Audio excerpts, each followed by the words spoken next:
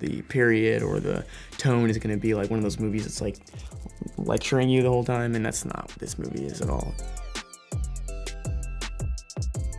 Robert Pattinson getting there and jeweling in full costume. Yeah, that was a highlight. Yeah. I don't know, there were no funny moments for me. I experienced the whole thing as just suffering.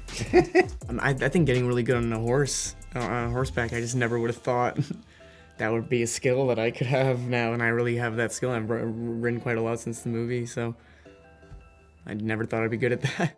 So Henry is in a couple of scenes and then bam, he's dead, right? When he's on his deathbed, it was the middle of summer and it was so hot. It was outrageously hot. Like, this island and these parts of the world do not actually have the right to get to the temperatures that we were at this day. Hanging out, man, long hair, on your deathbed, right? We're in this studio, it's boiling. And they're like, can we do something about this? Like, look, we've got the aircon on full blast, okay? We've got it on full blast. Okay, let's keep going. It's exhausting, tired, you're dying, so it's fortunate. We get there. We finish the day. Oh, man, that was good. We find out there's actually no air conditioning in this place. They had the heater turned up full blast. So we suffered a horrendous near heat stroke day. And they had the heaters on full blast, thinking that was the aircon. And that was kind of awesome. Because it's such a dumb, like, of course that's what happened. My friend Ed Ashley is in this film as well, plays Cambridge. We grew up together in Manchester, so it's bizarre that we were doing this film together anyway. And he has the scene in the film where he has to get his head shaved before the scene, and he'd come out and he'd look like a baby bird who'd fallen out of his nest, and he had little tufts of hair. And the way he came out of that, he was so dejected as he came out the trailer. He just felt so sad about his luscious curly locks that had gone. Oh no. And I couldn't stop laughing.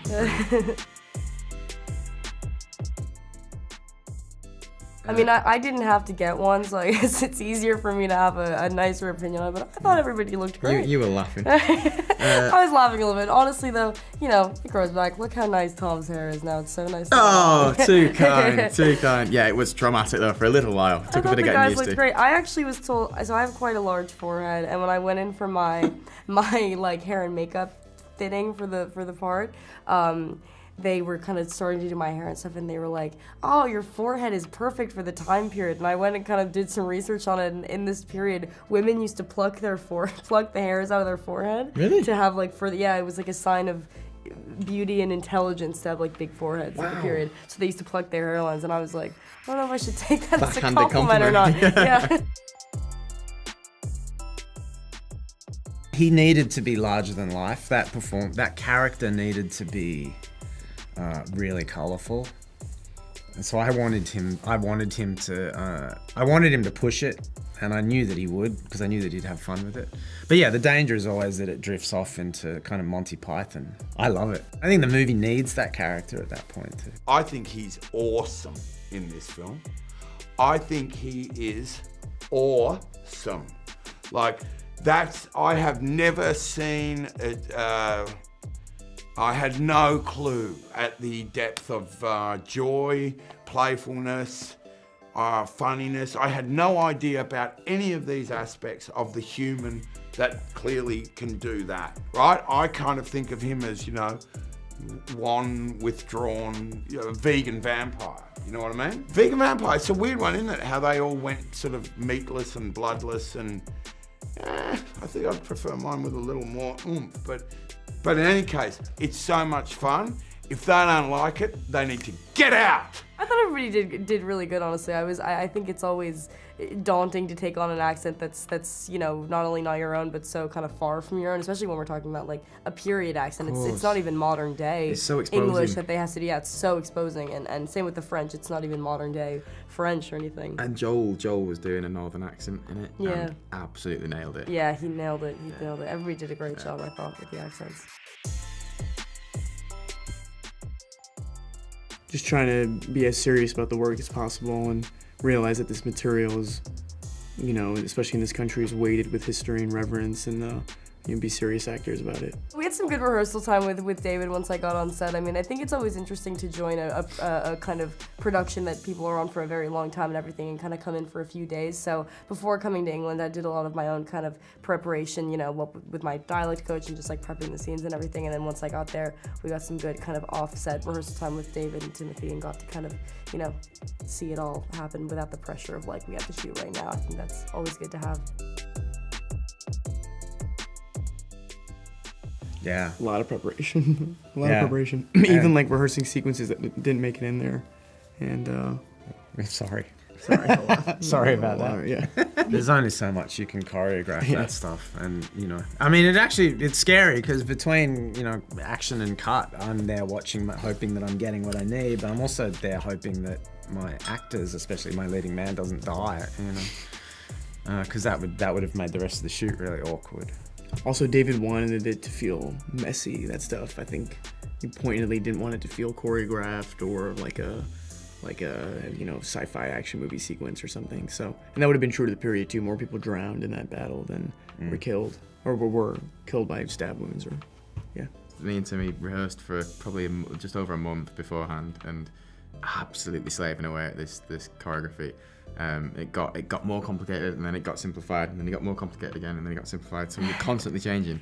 But yeah, I loved it. Kept us very What's so good fit. about it though is it looks so scrappy. That's what I loved about their fight so Yeah. much. Is it almost does look like School ground. yeah, two kind of. schoolboys kind of, you know, Yeah, rough and tumble. It was great. that's incredibly done. Yeah, the choreography and the way the camera moves through everything and the way it's been designed, it's stunning. It's one of the best battle scenes I think I've Yeah. seen.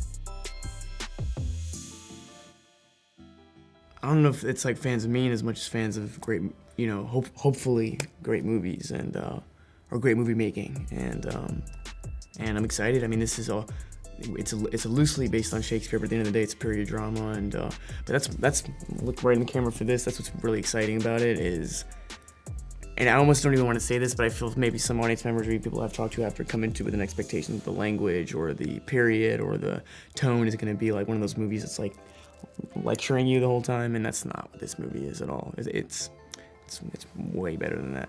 It's way cooler than that. Yeah.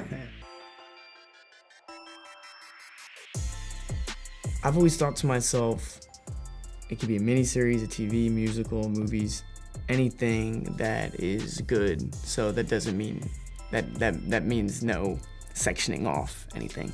I think anything that's good.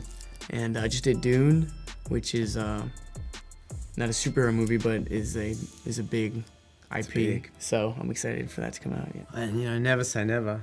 Like I said before, though, you know, because I experienced the whole thing as a form of suffering. It's like I'm still in that I'm still in that headspace where I never want to make another movie ever again, which will pass. It always does. God, so now you're asking, because then people will be like, what? I've always wanted to be able to give the Joker a go. I've always. Sick. But there are Very some sick. big boots to fill. You know, Joaquin's just done it as well. I've not seen it yet. I think I'm seeing it on Sunday, so I'm looking forward to that. It's always about the connection to the character to me, you know. I think it's like you can be a part of a big, incredible beast, like something like that, but if you don't feel a connection to the character, then, you know, that's what it's all about to me. Listen, I personally think the Hulk is the best character that exists in the Marvel Universe. So I'd take the Hulk because the Banner transformation of, you know, and because it's all about anger and, you know, boy, I might become someone really bad that goes around and hurts things. Oh, hell no. Hell no. Hell no. But I can hide better than that Lumbok fool. You know what I mean? Easy, man. I just turn into a filing cabinet. I learnt what that was on the last one. I go like that, I'm a filing cabinet. What are you gonna do now, hulky pokey? But no, Ragnarok is their Marvel Universe's single best weird, because that film should have been rubbish. That film by rights should have just been like, huh? And that film is awesome. You know, it's almost as good as Robert Pattinson in this film. Almost. But he beats it.